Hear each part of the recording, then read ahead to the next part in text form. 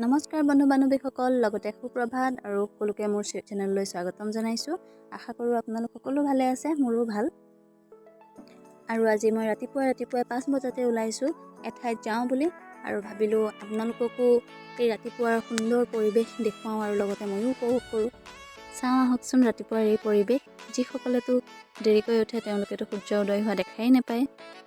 বাৰু চাওকচোন ৰাতিপুৱাৰ আকাশখন কি সুন্দৰ চাফা হৈ আছে।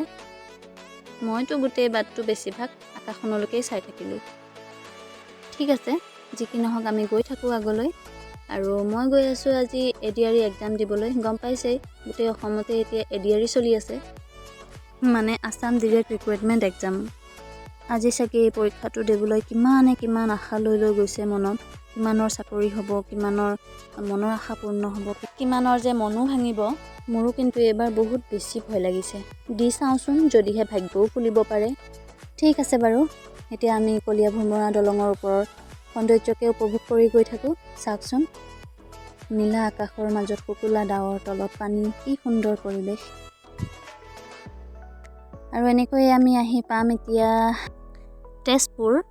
আৰু তাৰ আগতে চাওকচোন, গছ গছনিবোৰৰ ৰংবোৰ ইমানেই ধুনীয়া লাগিছে ৰাতিপুৱা সময়ত, আৰু লগতে আকাশখনো ইমান ধুনীয়া দৃশ্য। অৰ্থাৎ মোৰ আজি পৰীক্ষা চেণ্টাৰ পৰিছে ঢেকীয়াজুলি LOKD কলেজ। আৰু এতিয়া আমি আহি পালোহি তেজপুৰ পৰুৱা চাৰিআলি। ইয়াতে ব্ৰিজ বনাই আছে আৰু অলপ জাম পালোঁ এইখিনিত। ৰাস্তাটোও বেয়া, উপায়তো নাই আৰু, বেছি নাই, অলপ জাম। তাৰপিছত লাহেকৈ গৈ আমি পাম আৰু এতিয়া ঢেকীয়াজুলি অলপ পিছতে।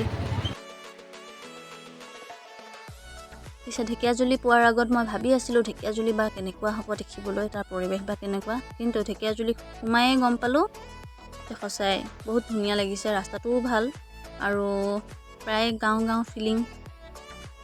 ৰাস্তাৰ কাষততো মই বেছিভাগ গছ গছনিয়ে দেখিলোঁ, খালি সেউজীয়া।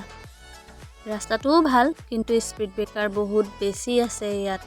ঠিক আছে, গৈ থাকোঁ এতিয়া। দলংখন পাৰ হ'লোঁ, এতিয়া অলপ পিছতে আমি চেণ্টাৰ পাম আৰু।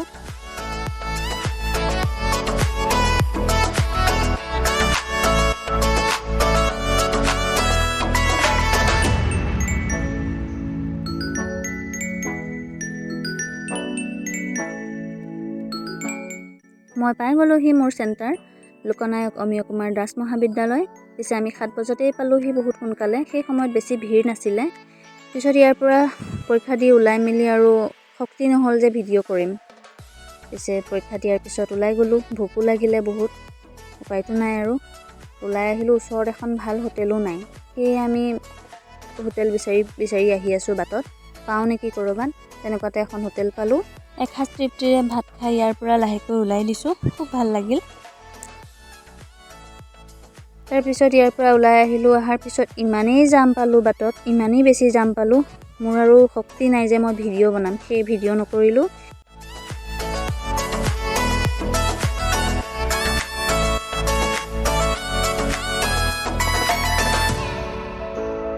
আশা কৰোঁ সকলোৱে লাইক, কমেণ্ট, শ্বেয়াৰ আৰু ছাবস্ক্ৰাইব কৰি দিব। লগতে ফেচবুকত চাই আছে যদি মুনমুন হাজৰিকা পেজটি ফ'ল' কৰি দিব। আহি অলপ কলীয়া ভোমোৰা দলঙৰ ওপৰতে ৰ'লোঁ, ৰৈ সৰুকৈ এটা ভিডিঅ' ল'লোঁ তাৰ। আৰু আজিৰ ভিডিঅ'টি আমি ইমানতেই শেষ কৰিম। ধন্যবাদ।